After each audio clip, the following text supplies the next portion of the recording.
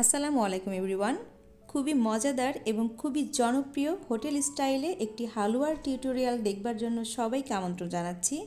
আমরা আশা করব আমাদের আজকের হালুয়ার রেসিপিটি আপনাদের ভালো লাগবে এবং অনেক বেশি সহজ মনে হবে।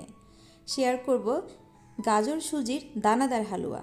তো চলুন খুব বেশি কথা না বাড়িয়ে হালুয়াটা কিভাবে খুব সহজেই তৈরি করা যায় তার পুরো প্রস্তুত প্রণালী এক নজরে দেখে নিচ্ছি। হালুয়াটা তৈরি করার জন্য প্রথমে আমরা পাতলা একটা চিনির শিরা তৈরি করব। তার জন্য একটি ফ্রাই প্যানে 1 কাপ পরিমাণ চিনি নিয়ে নিলাম। এবার আমি অ্যাড করে দিচ্ছি 2 কাপ পরিমাণ পানি। চুলাটাকে এবার আমি অন করে দেব আর চিনিটা মেল্ট হওয়া পর্যন্ত অপেক্ষা করব এবং একটি বয়েল আসা পর্যন্ত অপেক্ষা করব। দিয়ে দিচ্ছি 1 চিমটি পরিমাণে লবণ, তবে এটা টোটালি অপশনাল, আপনারা চাইলে লবণটা টোটালি স্কিপ করতে পারেন।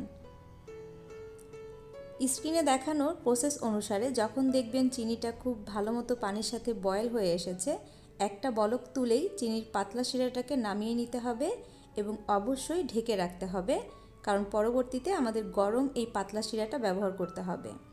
অপরদিকে একটি ফ্রাই প্যানে 1/2 কাপ পরিমাণ ঘি এবং তেল দিয়ে দিচ্ছি, অর্থাৎ 1/4 কাপ তেল নিয়েছি এবং 1/4 কাপ পরিমাণ ঘি নিয়েছি। দিয়ে দিচ্ছি 1/2 কাপ পরিমাণ সুজি এবং ঘিয়ের পরিমাণটা সমান হতে হবে। আর এই হালুয়াটা অসম্ভব মজার হয় খেতে। চুলার হিট এই পর্যায়ে একদম মিডিয়ামে রেখেছি। মিনিমাম 5 থেকে 7 মিনিট একদম মিডিয়াম হিটে এই সুজিটাকে খুব ভালো মতো ভেজে নিতে হবে। আপনি যত ভালো মতো এই সুজিটাকে ভাজতে পারবেন ততই কিন্তু সুজির হালুয়ার দানাদার ভাবটা ক্রিয়েট হবে। গরম মশলা দিয়ে দিচ্ছি, 2টা দারচিনি, 2টা তেজপাতা এবং 2টা এলাচ দিয়ে দিয়েছি। খুব ভালো মতো আবারও নেড়েচেড়ে নিচ্ছি। যখন দেখবেন খুব সুন্দর একটা অ্যারোমা বের হয়েছে এবং সুজিটা খুব ভালো মতো ভাজা হয়ে গিয়েছে, একটু দানা দানা বোঝা যাচ্ছে এবং কালারটা একটু চেঞ্জ হয়ে এসেছে, সেই পর্যায়ে চুলার হিটটাকে একটু কমিয়ে দেবেন এবং কিছু বাদাম কুচি আমি অ্যাড করে দিচ্ছি। আমি কাঠবাদাম এবং কাজু বাদাম ব্যবহার করেছি 1 টেবিল চামচের মতো, কিশমিশ ব্যবহার করেছি 1 চা চামচের মতো। এবারে অ্যাড করে দিচ্ছি 1/2 কাপ পরিমাণ গাজর কুচি।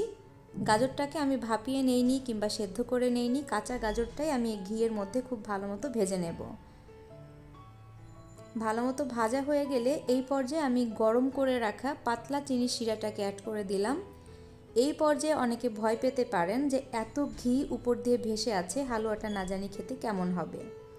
আমি আপনাদেরকে বলছি, সময়ের সাথে সাথে যখন হালুয়াটা টোটালি তৈরি হতে থাকবে, একটা সময় পরে দেখবেন টোটাল ঘি হালুয়াটা অ্যাবজর্ব করে নিয়েছে এবং খুবই মজাদার এবং খুবই মুখরোচক একটি হালুয়া তৈরি হয়েছে। চুলার হিটটাকে একদম লো করে দিয়ে আমি ঢাকনা দিয়ে ঢেকে অপেক্ষা করলাম 4 থেকে 5 মিনিট। 4 থেকে 5 মিনিট পরে আমি খুব ভালো মতো নেড়ে চেড়ে দিচ্ছি। এখনও খেয়াল করতে পারবেন উপর দিক থেকে ঘিয়ের একটা আবরণ তৈরি হয়েছে। ভয় পাবার কিচ্ছু নেই, সময়ের সাথে সাথে টোটাল হালুয়াটা তৈরি হবে এবং টোটাল ঘিটা কিন্তু অ্যাবজর্ব করে নেবে। আবারও 3 মিনিটের মতো আমি লো হিটে ঢেকে রাখলাম।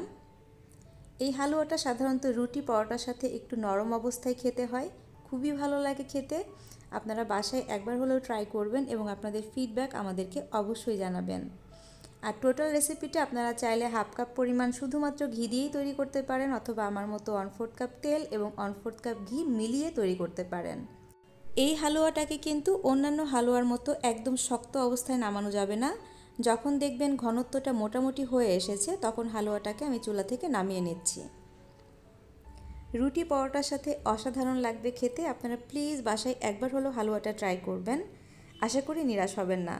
সবাই খুব বেশি ভালো থাকবেন, সুস্থ থাকবেন এবং নিরাপদে থাকবেন। ভিডিওটি দেখার জন্য সবাইকে অসংখ্য ধন্যবাদ। আজকের মতো বিদায় নিচ্ছি। আল্লাহ হাফেজ।